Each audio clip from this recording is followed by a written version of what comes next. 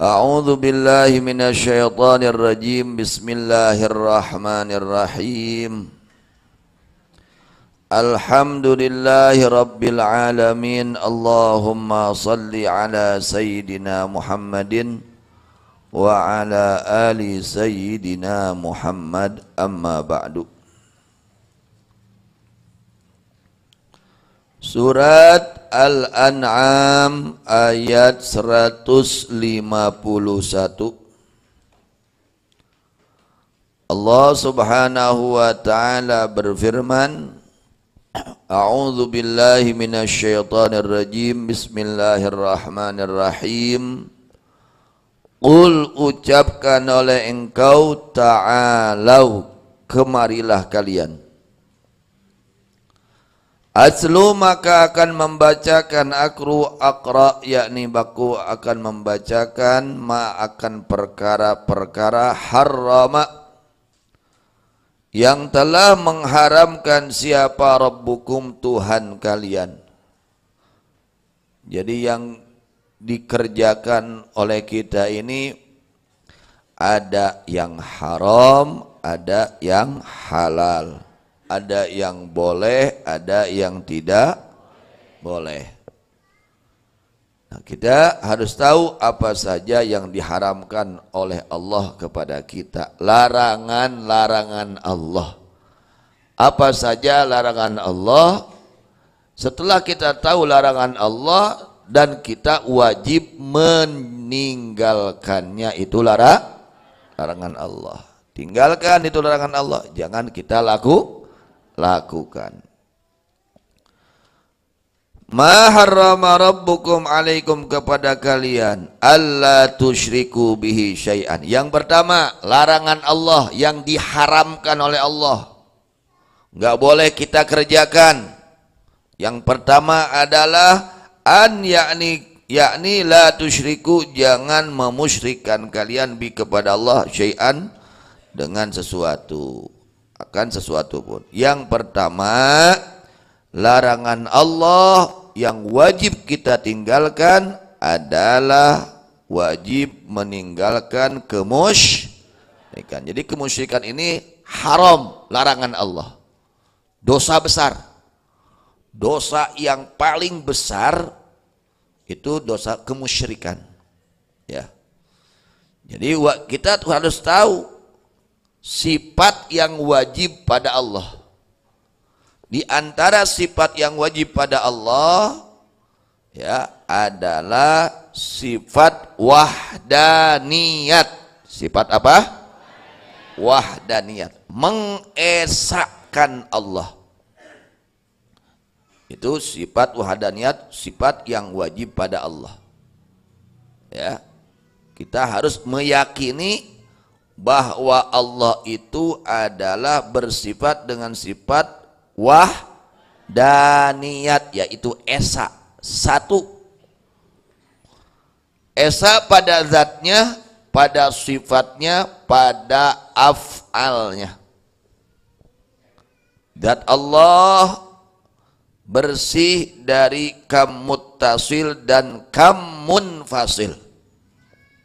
Zat Allah bersih dari kam itu bilangan, muttasil yang bersambung. Ya, jadi Allah itu tidak tersusun dari bilangan, beda dengan makhluk. Makhluk itu satu-satunya bisa dibagi-bagi. Orang satu, A satu, bisa dibagi-bagi, ada atasnya, ada tengahnya, ada bawahnya. Kalau satunya Allah tidak menerima bagian satu, itu harus diyakini. Seperti itu harus diyakini, ya. Kalau tidak meyakini, apalagi ragu-ragu, tidak sah imannya. Kalau tidak sah imannya, bukan orang iman, orang kafir. Nanti di akhiratnya kekal di neraka Allah. Bahaya orang kalau ngaco urusan tauhid ini, bahaya. Bahayanya apa? Nanti kekal di akhiratnya di dalam neraka Allah. Kalau kebawa itu kesalahan di dalam akidah, maka harus betul-betul ngerti akidah yang sebenarnya, karena ini modal utama keselamatan kita kelak di akhirat. Orang selagi akidahnya benar, tidak menyalahi akidah yang sahih, itu ada harapan dikeluarkan dari neraka. Meskipun harus masuk neraka dahulu karena perbuatan dosa. Tapi kalau orang matinya dalam keadaan musyrik, menyekutukan Allah, ya, ini sudah tidak ada maaf lagi. Tidak ada ampunan lagi bagi orang yang mati dalam keadaan musyrik. Itu sudah jadi kayu bakarnya neraka. Selama-lamanya di api neraka, tidak akan dikeluarkan. Na'udzubillah min dzalik. Nas'alullah as-salamah wal afiyah. Mudah-mudahan kita diselamatkan oleh Allah Subhanahu dari mati dalam keadaan su'ul khatimah. Amin. Ini hati-hati, harus ngerti kita ini, ya. Jadi harus ngerti bab tauhid, mengesahkan Allah. Jadi zat Allah bersih dari bilangan yang bersambung, dan kita harus meyakini tidak ada zat seperti zat Allah. Tidak ada zat seperti zat Allah. Itu meyakini pada zat Allah. Kemudian pada sifat Allah. Sifat Allah tidak tersusun dari bilangan, ya. Tidak tersusun dari bilangan. Jadi sifat Allah itu, kalau sifat Allah kuasa, ya kuasa, tidak bertahap kuasanya. Kalau kita manusia itu bisanya itu bertahap. Bisa ngangkat sekilo, nu berat, nah barang sekilo bisa. Coba saton, kuat, tuh bisa. Yang bisa nage urang mah dibisakeun, lain menang urang. Bisana dibisakeun, lain menang urang bisa sorangan.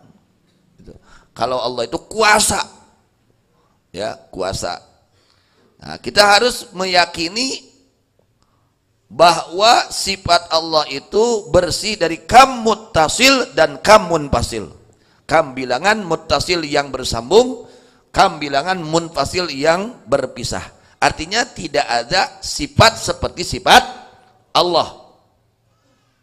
Itu. Jadi kita harus yakini itu semua. Harus kita yakini, wajib kita yakini. Kalau tidak meyakini seperti ini, berarti belum tauhid. Can tauhid teh. Masih kena musyrik teh. Sedangkan dosa musyrik teh dosa nu panggedena. Leuwih gede tibatan maehan, leuwih gede tibatan lacur, leuwih gede tibatan maling dosa musyrik teh. Sampai nanti di akhiratnya, kalau orang mati dalam keadaan musyrik, ya, syirkul akbar, kemusyrikan yang sangat besar, yaitu menyekutukan Allah dengan makhluknya, maka tidak ada ampunan lagi. Tidak ada ampunan selama-lamanya dalam siksaan Allah Subhanahu wa ta'ala. Terus tidak ada habisnya. Na'udzubillah min dzalik. Maka kita bersyukur, alhamdulillah kita dijadikan orang yang beriman. Kita dijadikan orang yang bertauhid. Ini kenikmatan yang sangat besar. Harus kita rasakan. Singkar rasa mahana nikmat tauhid teh ti Allah teh, singkar rasa ku ati urang. Sing nya nganuhunkeun ka nuhun Gusti, abdi dijadikeun jelema nu tauhid. Abdi dijadikeun jelema nu iman, singkar rasa dina ati urang. Kardas. Ini kita sudah dipilih oleh Allah, alhamdulillahirabbil alamin. Mudah-mudahan iman kita tidak terputus di tengah jalan, ya. Sampai kita mati, iman terbawa ke akhirat. Amin ya rabbal alamin. Itu yang kita harapkan. Itu yang kita harapkan. Tidak ada lagi. Apa sih? Apa artinya nikmat dunia? Apa? Kalau mati nggak bawa iman, apa? Nggak ada nilainya. Hartina nikmat dunia di mana maut temawa iman. Hartina. Na'udzubillah, tsumma na'udzubillah. Mudah-mudahan Allah selamatkan kita semua. Amin ya rabbal alamin. Kemudian harus mentauhidkan af'alnya Allah. Af'alnya Allah. Artinya tidak ada sesuatu yang bukan ciptaan Allah. Semua diciptakan oleh Allah. Cagerna menang Allah. Gering nage hakikatna ti Allah. Bagerna hakikatna dikerjakan Allah. Teu bagerna hakikatna itu bab keyakinan harus seperti itu. Nah, nanti ketika ada kemaksiatan, hakikatnya yang menentukan orang taat dan maksiat hakikatnya Allah. Nah, ketika kita maksiat, ada kewajiban, tugas kita hamba Allah. Apa tugas kita? Tobat. Ulah nyalahkeun kana takdir. Ulah nyalahkeun kana naon? Ada abdi mah teu ngaos tos ditakdirkeun we. Wah sia. Bahaya nu kieu. Abdi mah da teu bager teh da ditakdirna kieu ti Gusti Allah, ditakdirkeunna kieu. Nah, ini kesalahan fatal. Jadi nyalahkeun kana naon? Takdir. Tong nyalahkeun kana takdir. Nanti ke atas. Nah, ini adalah pekerjaan orang-orang musyrik. Orang-orang musyrik mereka mengeluarkan dalil. Kenapa kamu musyrik? Ya, musyrik ini kan dikehendaki oleh Allah. Itu mereka dalil-dalil orang musyrik. Kunaon maneh lacur? Ada abdi mah ditakdirkeun lacur ku Gusti Allah. Nyalahkeun karena takdir. Kata Imamul Haddad radhiyallahu anhu, ini paling bahaya. Ini berbahaya. Omongan ini sangat berbahaya. Al-Imamul Haddad radhiyallahu anhu di dalam kitab An-Nasaihud Diniyah, beliau mengingatkan kepada kita, hati-hati ya. Hati-hati orang menyalahkan kepada takdir. Berdalil dengan takdir, dia tidak ibadah, da abdi mah dikeuna ku Allah we. Mung salat, kunaon teh salat takdir da abdi mah ditakdirkeun ku Allah teh salat. Nah, orang berdalil seperti itu ini datangnya dari setan. Ya, datangnya dari setan. Ini adalah perkara suatu kemaksiatan yang besar. Bahkan orang yang mengatakan ucapan orang yang bermaksiat ini, dia meninggalkan sholat, ditakdirkan ku Allah na abdi teu salat. Jelema ngomong kitu, omongan eta jelema anu ninggalkeun kewajiban ti Allah, omongan kitu teh dosana leuwih gede tibatan ninggalkeun eta salatna. Dosana teh leuwih gede tibatan eta ninggalkeun salatna. Sabab ieu jelema nyalahkeun kana takdir Allah. Hati-hati ya. Memang kita harus meyakini semua adalah takdir dari itu, keyakinan kita. Nah, ketika kita melakukan dosa, ada kewajiban dari Allah kepada kita apa? Taubat. Tong nyalahkeun kana takdir. Urang kudu tobat. Allahu Akbar. Hati-hati.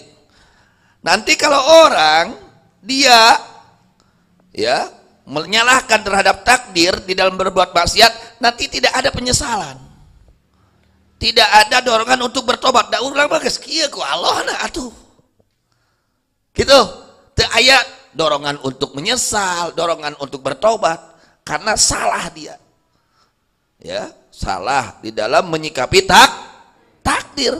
Kalau takdir ya, kita harus meyakini ketentuan semua dari Allah. Ketika kita melakukan dosa, maka ada kewajiban dari Allah kepada kita, yaitu bertobat, buru-buru tobat. Harus itu ya, hati-hati, hati-hati jangan sampai terjadi seperti itu. Jadi sifat Allah wahdaniyat di antara sifat yang wajib kita yakini, yaitu pada Allah sifat wahdaniyat. Ya, sifat yang wajib pada Allah semuanya yang wajib kita ketahui ada 20. Itu harus hafal dan harus diyakini. Harus hafal dan harus, kalau tidak hafal berdosa, doraka. Jelma teu apa? Jelma iman, jelma mukallaf, jelma Islam. Orang mengaku dirinya beriman, orang mengaku dirinya muslim, normal akalnya sudah balik, tidak hafal sifat 20, hukumnya berdosa, doraka.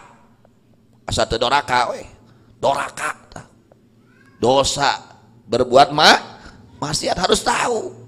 Sifat yang wajib pada Allah 20, sifat yang mustahilnya 20, sifat yang jaiznya 1. Itu wajib tahu dan wajib diyakini. Lamun teu nyaho doraka. Hartos ada kedah ngaos bab tauhidnya itu kitabnya sudah ada, kitab Tijan yang tipis itu ya, harus tahu. Nah, yang pertama yang diharamkan oleh Allah apa? Memusyrikan. Itu haram hukumnya dan dosanya dosa nomor 1 paling besar. Ketika orang mati dalam keadaan musyrik, menyekutukan Allah kepada selainnya, maka tidak ada lagi ampunan, tidak ada. Selama-lamanya dalam neraka Allah. Tidak akan dikeluarkan oleh Allah dari neraka Allah dan selama-lamanya dalam siksaan Allah. Na'udzubillah min dzalik. Ini dosa yang paling besar. Dosa apa? Musyrik, kemusyrikan, menyekutukan Allah dengan makhluknya.